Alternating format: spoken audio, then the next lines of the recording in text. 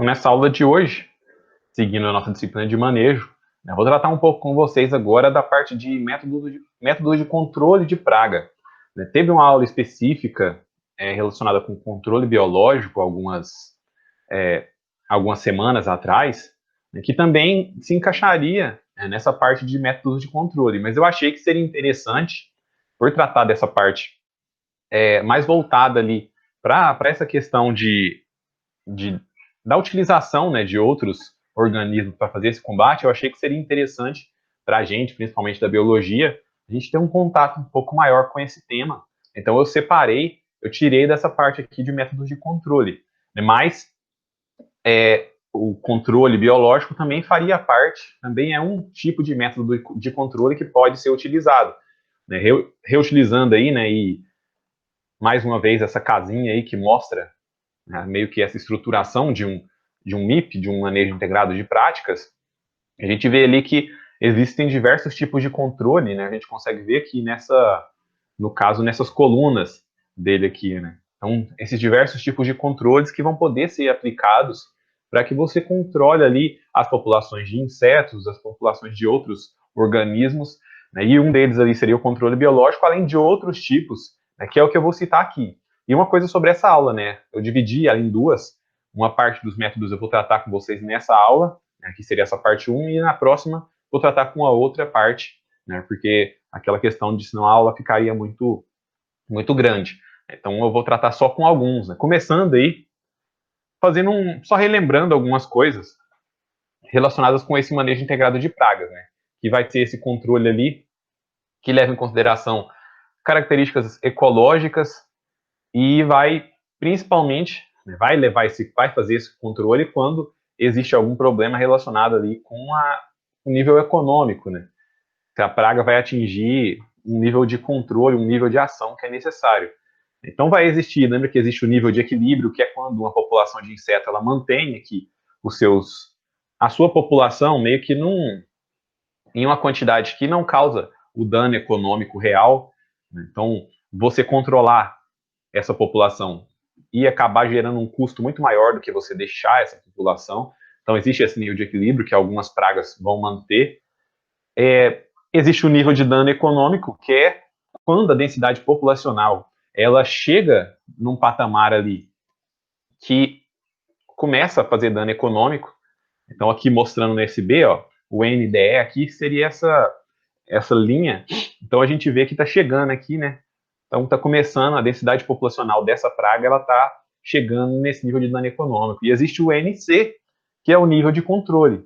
Então, seria aquela densidade populacional em que você tem que começar a tomar as medidas de controle para evitar com que a densidade da praga chegue no NDE, chegue no nível de dano econômico. Então, o nível de controle vai estar muito relacionado com esses métodos que eu vou falar hoje, né? Ou o nível de ação também, tá? Pode ter esse outro nome. Por quê?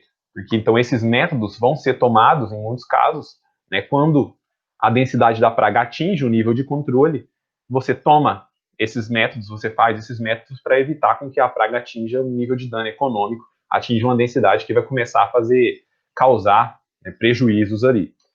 E um dos primeiros métodos aí relacionados com controle de pragas seriam chamados de métodos legislativos, que são aqueles que levam em consideração as legislações, né, legislações federais, estaduais, né, os diversos outros tipos de legislações que podem ser levados em consideração dentro desses métodos legislativos, tá? Por exemplo, os chamados de serviços quarentenários. Né? Imagina o seguinte, vai vir um carregamento ali de frutos ou um carregamento de um outro tipo de planta de um país para o Brasil, então seria esses serviços quarentenários, né, essas legislações voltadas para essa quarentena, elas tentam evitar com que essas pragas exóticas elas acabem entrando no país e se disseminando. E vai ser executado muitas vezes aí pelo Serviço de Defesa Sanitária Vegetal, que está ligado ao Ministério da Agricultura. Né? Uma das legislações relacionadas com isso, que eu até trouxe aqui para vocês, ó, seria esse decreto 24.114 de 1934, que regulamenta a defesa sanitária. E aqui eu trouxe mostrando algumas coisas, só para vocês verem como ele faz essa regulamentação. Ó. Com relação a algumas disposições, ó lá, são proibidos em todo o território nacional, nas condições abaixo determinada, a importação, o comércio, o trânsito e a exportação de vegetais e partes vegetais, como mudas, galhos e assim por diante, de insetos vivos, ácaros, nematóides, de cultura de bactérias e cogumelos nocivos às plantas.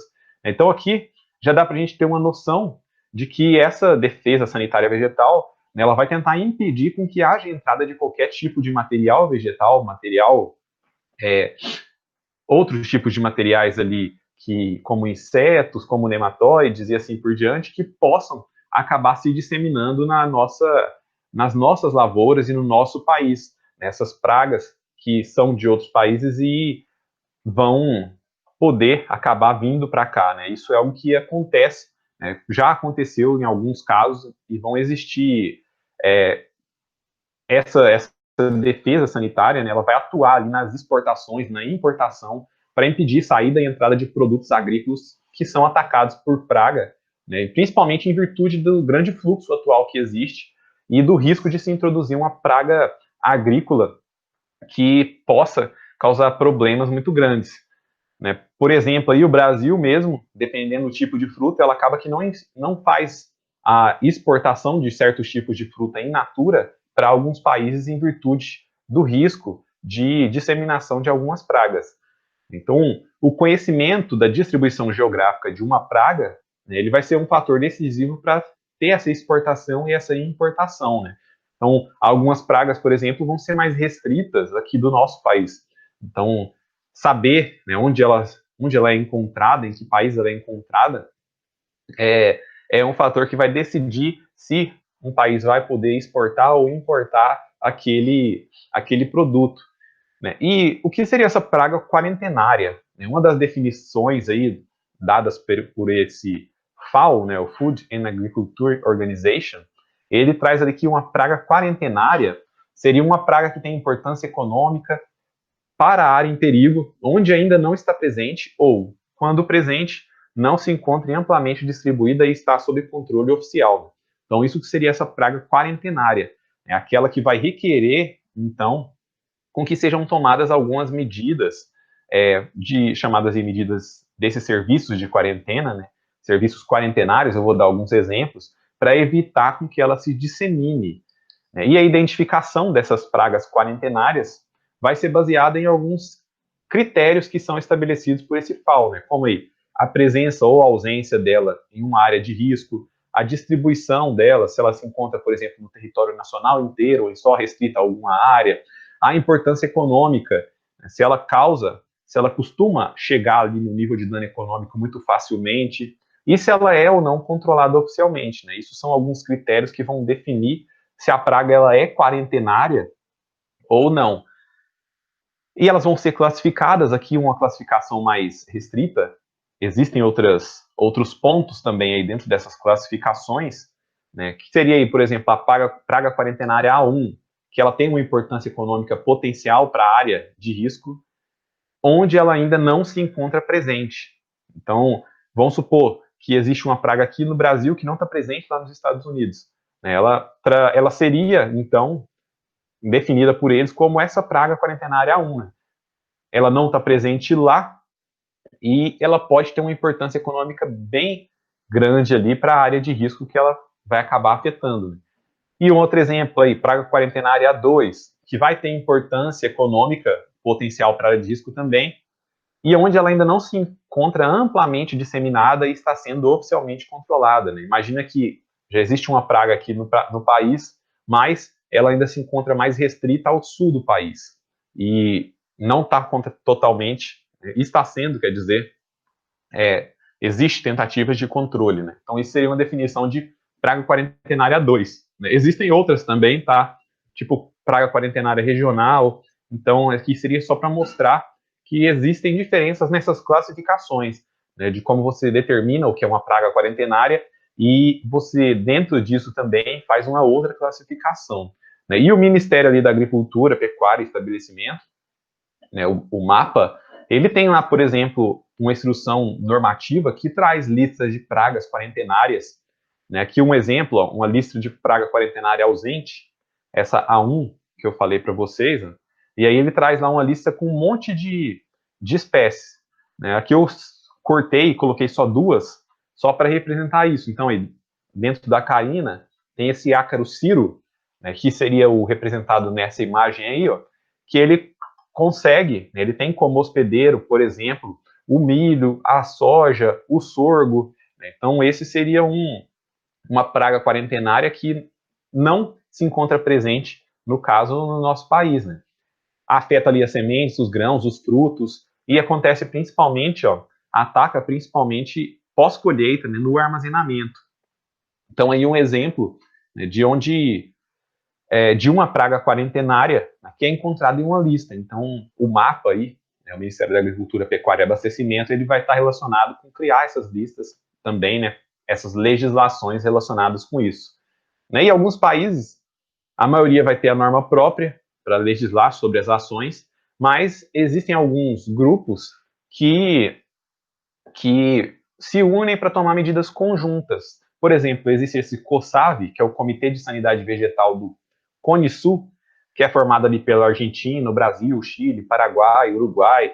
Ele vai estabelecer alguns critérios para reconhecer as pragas quarentenárias nos territórios e vai divulgar também listas de pragas quarentenárias em cada país. Né? Então, esse seria um exemplo de um órgão que cria medidas ali mais gerais, né, relacionadas aí com esses outros países também. Né? E os países, eles vão legislar, eles vão decidir sobre os tipos de tratamentos quarentenários que têm que ser tomados, né, que devem ser aplicados. Então, no Brasil, né, vão ser empregados, por exemplo, ali, eu vou dar alguns exemplos, vou explicar melhor o que é, mas aqui já mostrando. Então, a fumigação, o tratamento a frio, o tratamento a quente, a irradiação. Então, dependendo aí o tipo de frutífera, né, a banana, por exemplo, ela, no geral, o tratamento que é recomendado para ela é a irradiação. A manga pode fazer o tratamento a quente e a irradiação. Então, algumas frutas, né, no Brasil, algumas frutas passam por tratamentos quarentenários.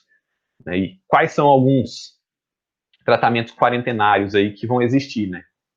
Não necessariamente eles vão ser aplicados sozinhos, eles podem ser combinados.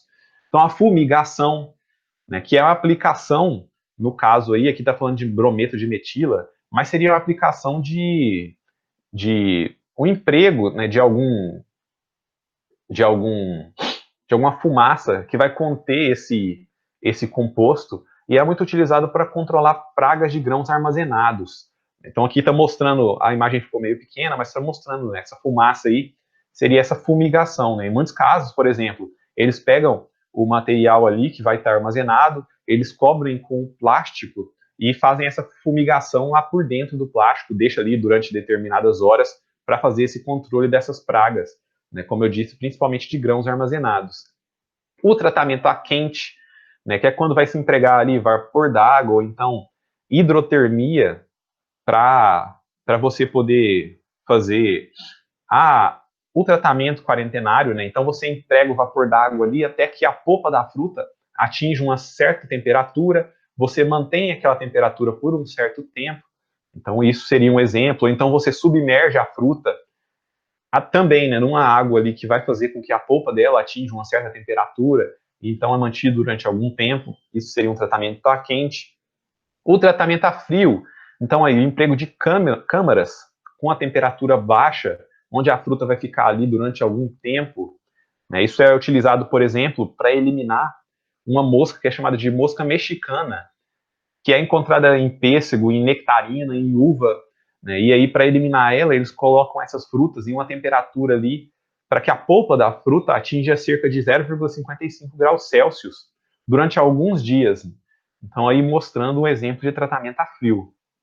E a irradiação, né, que seria a utilização de raios gama, do cobalto, do césio, raios de elétrons, que vai controlar a infestação e, além disso, é um método que acaba reduzindo a contaminação microbiana e melhorando ali o tempo de conservação desses frutos. É algo que é utilizado já, essa irradiação é bem comum de ser utilizado. Né? Então, esses são alguns métodos, alguns tratamentos quarentenários que são sugeridos aí pelos métodos legislativos, esses métodos que são relacionados com as legislações. Né? E cada país vai ter o seu. Passando aí para os métodos chamados de mecânicos. Né? No caso, esse é bem específico para alguns tipos de pragas. No caso aí, então seriam medidas, por exemplo, relacionadas com a interferência direta ali naquele parasita que vai ser encontrado, naquele parasita não, naquela praga que vai ser encontrada. Um dos exemplos que o livro vem citando aí é aí, ó, o controle desse curuquerê, né, que seria aí aqui a borboleta e aqui os ovinhos, né, o controle dele na couve, em pequenas hortas, pode ser feito ali por meio do esmagamento desses ovos, da catação das larvas, né, isso seria uma forma de fazer o controle, né. Se a gente for pensar, esse método mecânico também pode ser utilizado para caracóis, caramujos, né, como eu já tinha tratado com vocês sobre eles em uma aula passada, né, também essa forma de catação desses organismos seria um método de controle, um método chamado de método mecânico. Aí entra também outro tipo, que seriam os métodos culturais, né, que são práticas culturais, então práticas que vão ser feitas ali pelo produtor, que vão auxiliar nesse controle e que se baseiam, por exemplo, nos conhecimentos ecológicos e biológicos das pragas.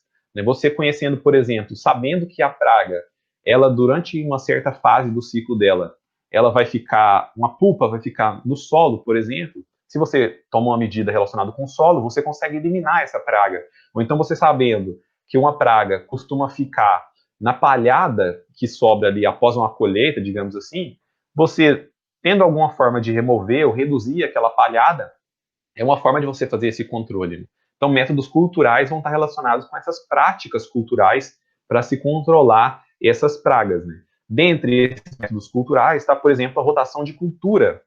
Né? Então, ter um plantio alternado de culturas ali que não compartilham as mesmas pragas. Né? Assim você consegue reduzir a população de pragas. Ou então, por exemplo, dependendo do tamanho do campo que tiver ali para fazer esse cultivo, você dividir esse campo em 4 e em cada um desses locais você produzir um tipo específico de cultura e depois você ir alternando, né, essas culturas entre os campos também seria uma forma, né? Então a rotação de cultura seria isso, né? Você alterar o tipo de plantio em anos sucessivos para evitar com que a praga acabe se estabelecendo ali durante muito tempo. Né? Outro tipo de método cultural, a aração do solo. Né? Ela é meio questionável, porque se a gente for pensar, fazer essa aração do solo pode trazer problemas ali para esse solo a longo prazo, né? Ele vai ficar muito revolvido e se chove, por exemplo, vai acontecer a lixiviação, né? Vai remover solo, remover terra, né? Mas pode ser utilizado, por exemplo, para destruir algumas larvas e pulpas de alguns insetos que se desenvolvem no solo. Então ele vai sofrer, quando você faz essa aração do solo, você vai revolver o solo ali, né, vai mexer no solo e vai expor essa larva ou essa pulpa para os raios solares. Então vai existir essa ação física dos raios solares que pode matar essa praga. E também o próprio implemento agrícola, né, a própria aração, o mecânico, né, a parte mecânica que vai estar passando ali na terra para fazer o arado que vai estar passando na terra para fazer isso, ele pode também acabar destruindo essa larva ou essa pulpa. Né? Um exemplo disso, a destruição da lagarta da espiga do milho, a pulpa dela fica no solo. Então, se você faz essa aração do solo, você consegue destruir essa pulpa, aí, por exemplo, por meio da interação, dessa ação mecânica entre esse implemento agrícola, entre o arado e essa pulpa, e também expor ela no sol, né? Dependendo a temperatura ali, ela vai acabar morrendo. Outro exemplo de método cultural, a época de plantio e de colheita. Né? Então, para determinadas pragas, se você consegue alterar, antecipar ou atrasar o plantio ou a colheita, você diminui o ataque dessa praga. Né? Por quê? Porque imagina o seguinte, você fazendo essa antecipação ou esse atraso, não vai coincidir com as densidades populacionais dessa praga em determinadas fases delas que poderiam afetar aquela cultura. Né? Um exemplo disso, aí na imagem está mostrando, ó, isso seria que a lagarta rosada, que ataca o algodão, fazer a antecipação do plantio do algodão é uma das formas de você controlar essa lagarta rosada. Então, aí seria um exemplo de um método cultural relacionado com essa alteração da época de plantio e colheita. O que mais? A destruição de restos da cultura. Então, objetiva-se ali em destruir o substrato que vai atuar como um hospedeiro intermediário de pragas. Né? Um exemplo disso, sem ser o que eu coloquei aí, existem algumas medidas obrigatórias de controle relacionadas com a legislação que obriga a ter destruição de alguns restos de cultura. Né? Um dos exemplos, existe um decreto estadual, se eu não me engano, é na região do Sul, que obriga com que os agricultores da cultura do algodão, eles destruam o resto da cultura para evitar o ataque da broca e da lagarta rosada, para evitar com que ela consiga se manter ali naquele resto de cultura. Né? Um outro exemplo seria a Helicoverpa zera, que ataca o milho, principalmente, mas também tomate, algodão, que costuma utilizar esse substrato ali e, posteriormente, se ela ficar naquele substrato, ela pode atacar a cultura que vai ser plantada posteriormente. Então, isso seria um método cultural. A chamada de cultura no limpo, né? O que seria isso? Essa daqui também é até bem questionável, porque ela pode ajudar e pode não ajudar.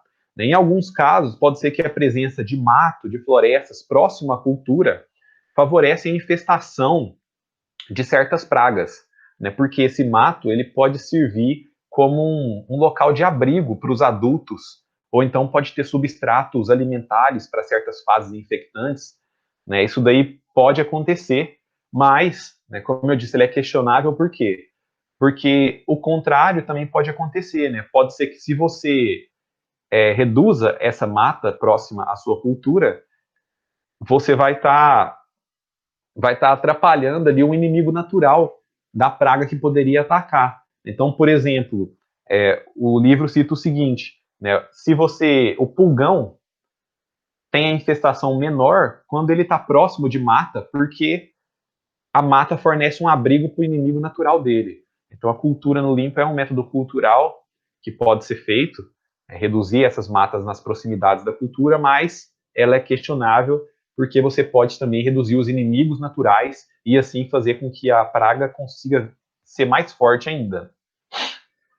Outro exemplo de método cultural, a poda, né, principalmente em plantas perenes, aquelas que ficam ali durante vários anos, né, frutíferas principalmente, fazer determinadas podas, então reduzir aquela área vegetal, você consegue controlar, por exemplo, brocas, cochonilhas. Então isso seria um exemplo de método de controle cultural.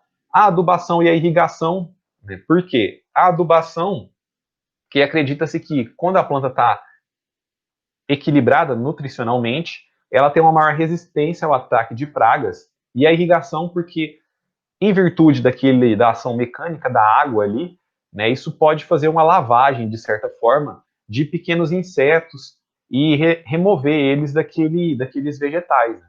Isso seria um exemplo também, né, de método cultural que pode ser feito. Outro seria o plantio direto. Né? O que seria esse plantio direto? Imagina o seguinte, logo após você fazer uma cultura, fez a colheita, você não fazer a aração do solo, né? Você já utilizar aquela palhada como sendo um substrato que vai fornecer nutrientes para a próxima cultura. Então, o plantio direto seria isso, né? É uma prática conservadora do solo, considerada conservadora do solo, mas pode favorecer o desenvolvimento de algumas outras pragas que utilizam aquele solo como substrato, né? Mas seria um exemplo aí também que pode influenciar e pode servir para controlar, né? Então, pode aumentar ou então diminuir a ocorrência de pragas, né? Aqui o exemplo que o livro trazia, falava desse pulgão das folhas, que mostrava lá que no plantio convencional, quando se fazia a aração do solo, esse tipo de coisa, 87,5% das plantas lá estava sendo atacada. Quando tinha o plantio direto, 14,8% só seriam atacadas. Então, mostrando aí essa diminuição, nesse caso, né, de porcentagens de planta atacada por um plantio convencional para um plantio direto. Passando agora a falar dos chamados de métodos de resistência de plantas. Né, mas, já explicando, né, não é necessariamente falar de transgênicos. Né, transgênico eu vou falar posteriormente, mas o que pode acontecer? Algumas plantas podem ser naturalmente resistentes, né? E isso, essas plantas resistentes que já carregam aquilo no seu genótipo, é considerado um método ideal de controle, né? Porque consegue manter ali as pragas em nível inferior ao dano econômico e não vai causar prejuízos ao ambiente e nem ônus adicional ao agricultor, ele não vai precisar gastar mais. E o que seria essa resistência de planta?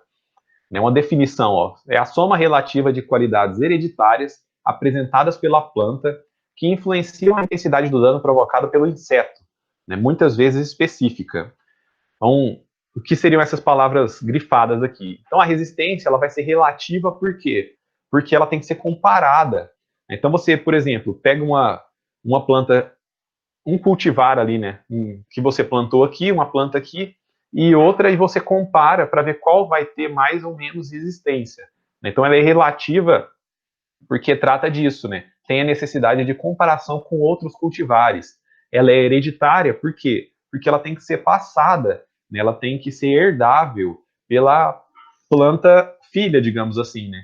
Os parentais têm que passar aquilo para a próxima geração.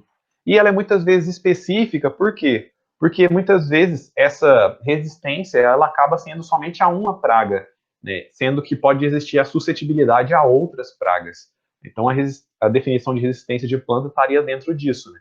E um cultivar resistente, né, seria aquele, né, um cultivar agora falando mais em geral, né? Então, seria aquele que, devido à sua constituição genotípica, ele vai ser menos danificado do que outros em condições iguais para o ataque de uma praga. Então, se você tem um cultivar de um... É bem comum a gente ver isso com transgênico, mas então já relacionando um pouco, né? A soja, e aí tem umas letras e uns números, né? A soja ST não sei o quê. Então, isso fala o nome daquele cultivar, né? Um cultivar resistente. Nesse caso, como a gente está falando de um melhoramento sem utilizar esse tipo de engenharia genética de formar transgênicos, um cultivar resistente ia depender basicamente dos cruzamentos que são feitos ali entre as plantas para selecionar características que você deseja, né? Imagina o seguinte, o que dá para fazer, por exemplo, selecionando raça de cachorro, dá para fazer também selecionando planta com características que a gente quer. Então, ao se comparar ali um grupo de genótipos em relação ao ataque de pragas, né, pode ver que existem diferentes níveis de resposta. Quais seriam esses níveis? A imunidade, né, que é algo bem teórico, né, não existe nenhuma planta completamente imune, né, que é quando o genótipo não vai sofrer nenhum dano relacionado com uma certa praga, né, no geral é só uma praga, né, como eu disse.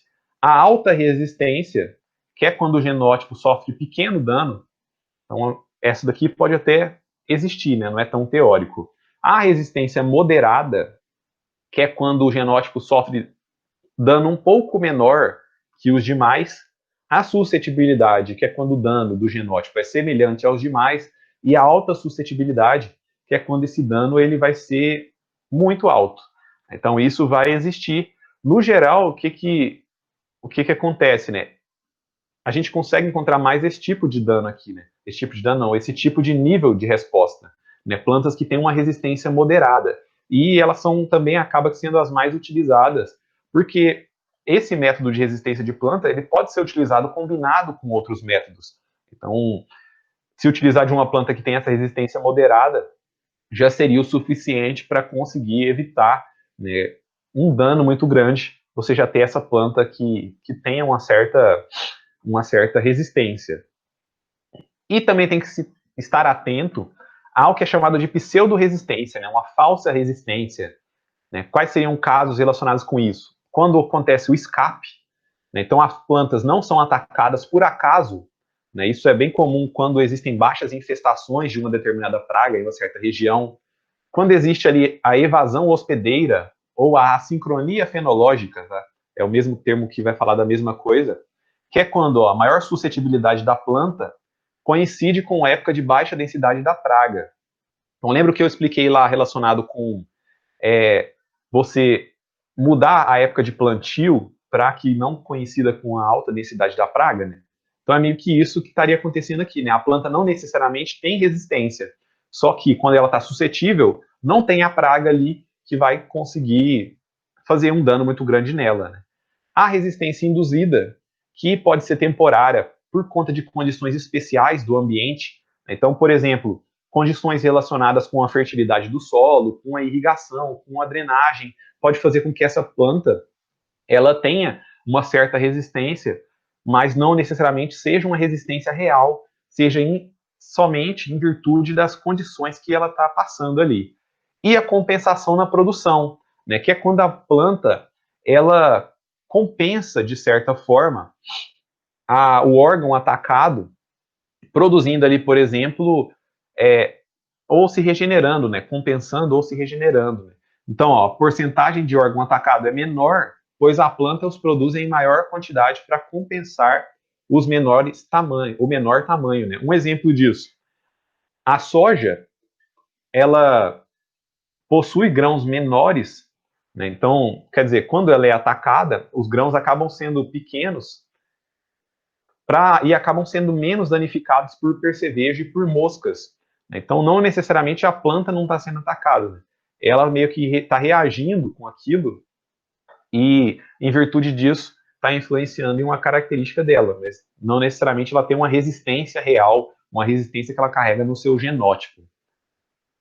E existem alguns tipos de resistência, né? 3 tipos de resistência ali podem existir e podem se sobrepor também, né? Uma primeira aí chamada de não preferência, que é quando o próprio inseto, né, aquela praga, ela não tem uma preferência alimentar ou uma preferência de ovoposição, de abrigo naquele cultivar. Então isso pode acontecer, né, e pode ser que seja porque esse cultivar ele provoca uma resposta negativa naquela planta.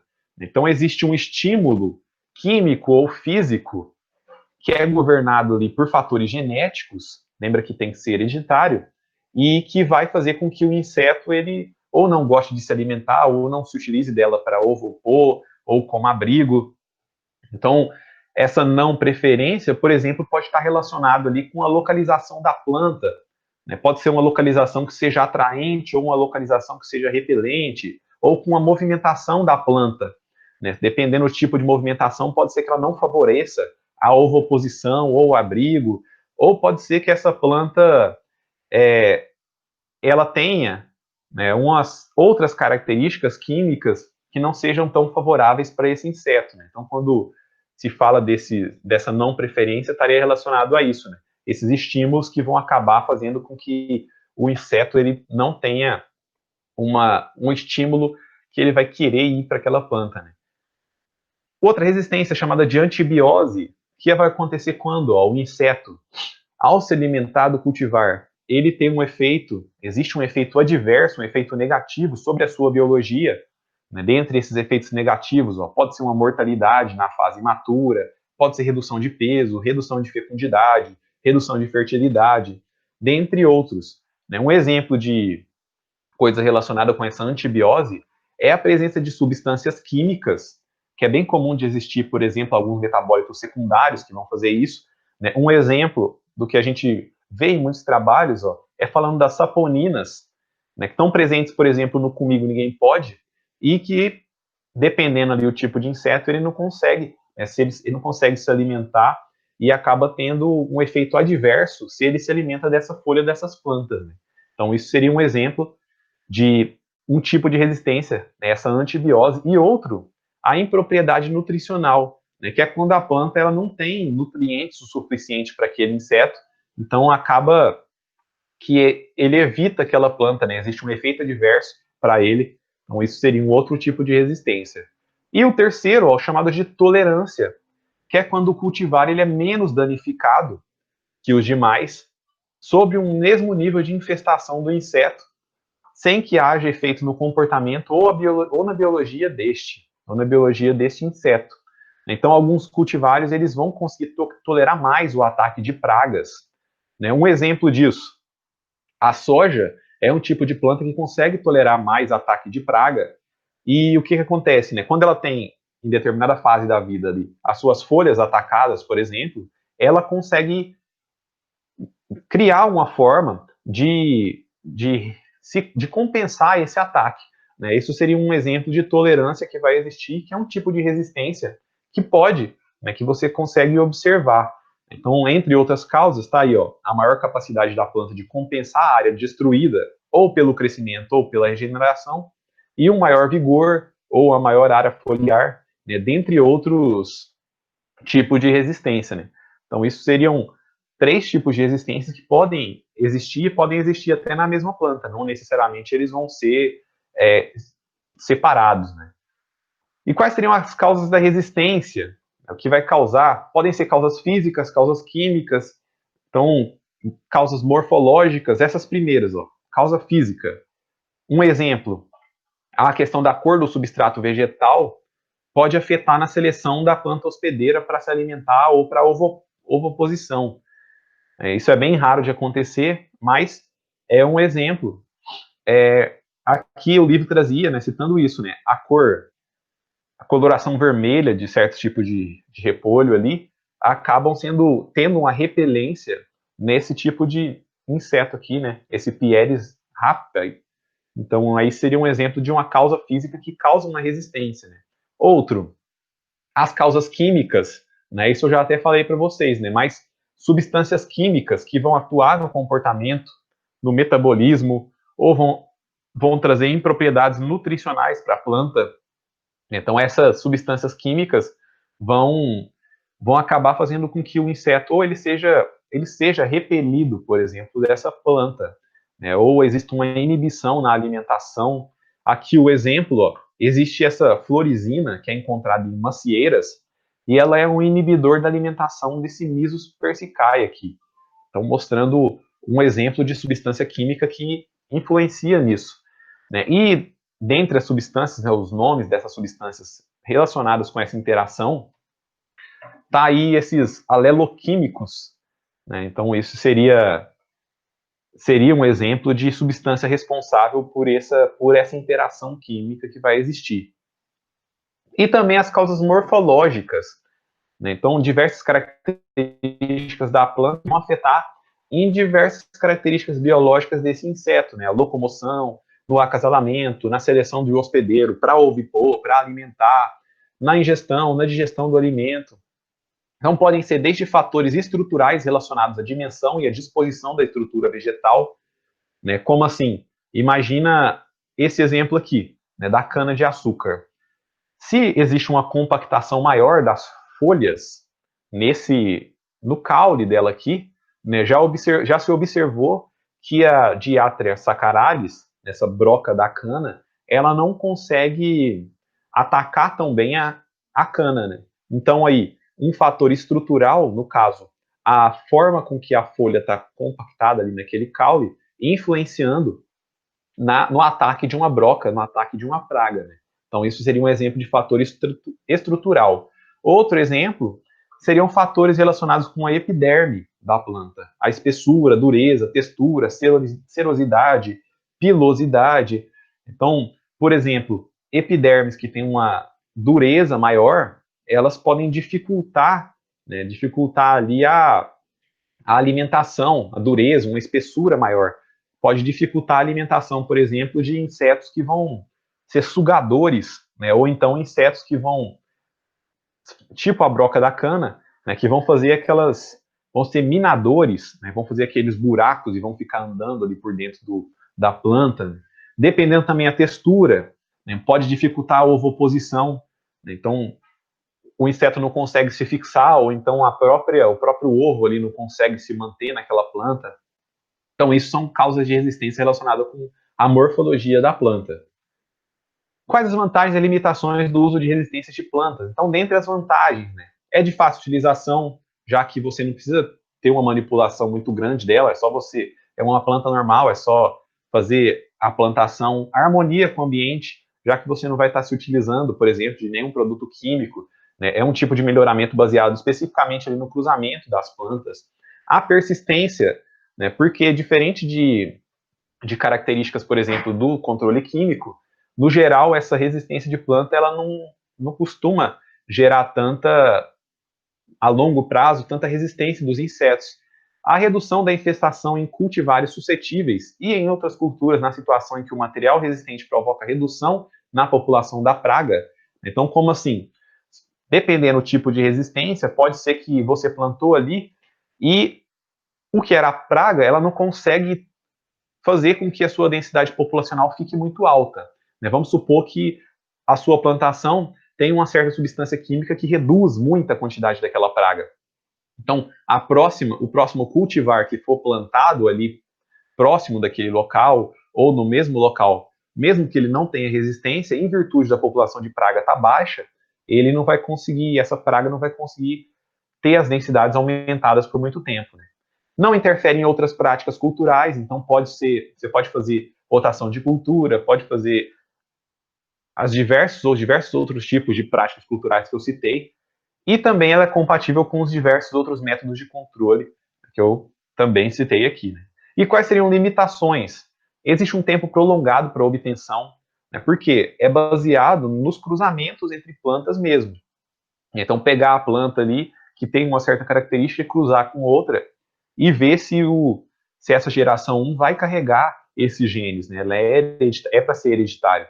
Então, pode ser que demore você obter uma planta que tenha resistência por meio desses cruzamentos que vão sendo feitos, né?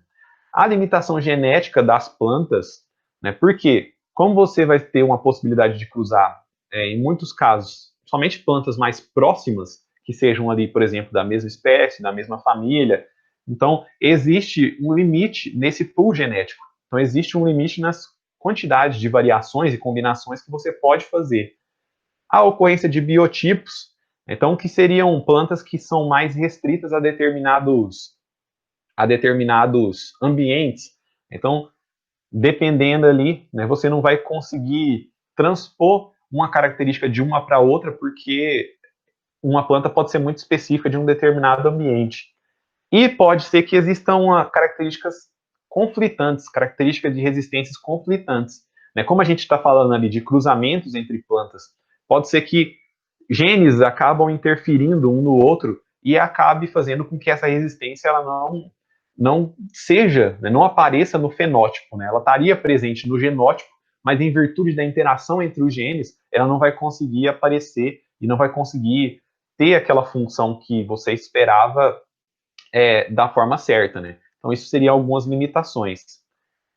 Então, falando ainda dessa resistência de plantas e do manejo de pragas, né, uma das principais vantagens é que existe essa compatibilidade com outros métodos.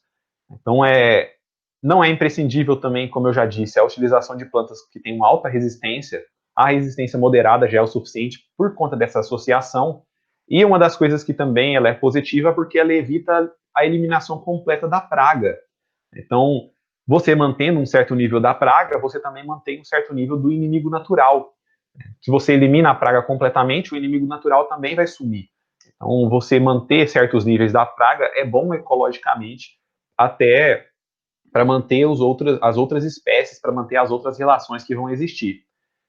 Falando agora um pouco das plantas transgênicas, né, o que eu estava falando antes seria aquele melhoramento convencional, sem a utilização de técnicas tão, tão detalhadas ali na utilização da genética, da engenharia genética. A utilização de plantas transgênicas seria uma forma também, um método de controle de pragas, né, que é essa transferência de genes exógenos para plantas cultivadas a partir de algumas técnicas da engenharia genética.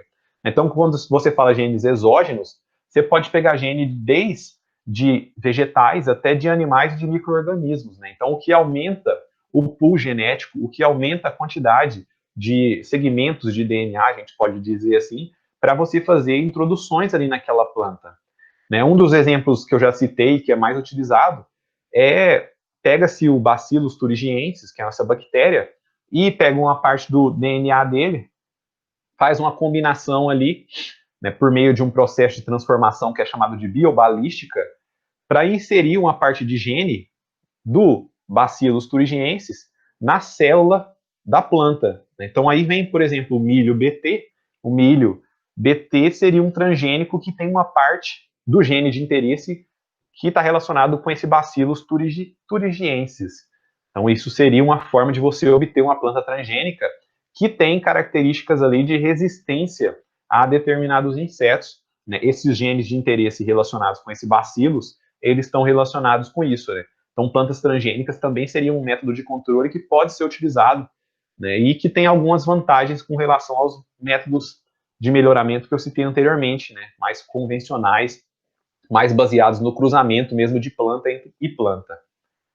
E existem também, né, as chamadas de plantas inseticidas, isso pode ser um método de controle, né, os inseticidas botânicos, né, muitos alunos da biologia mesmo já fizeram trabalhos relacionados com isso, né, os inseticidas botânicos já foram muito mais utilizados, hoje em dia existe uma redução, e existe, né, mais recentemente, voltou uma busca por esses inseticidas botânicos, porque eles trazem menos problemas, por exemplo, problemas ambientais, né? Dentre os primeiros inseticidas botânicos utilizados, estava lá, por exemplo, a utilização do fumo, né? A nicotina, que era extraída do Nicotiana tabacum, né? Que seria um exemplo de inseticida botânico, né? Dentre várias outras plantas que são estudadas, que podem ser utilizadas para esse fim, né? Essas seriam algumas, né? E aqui eu trouxe só um exemplo mostrando isso, né?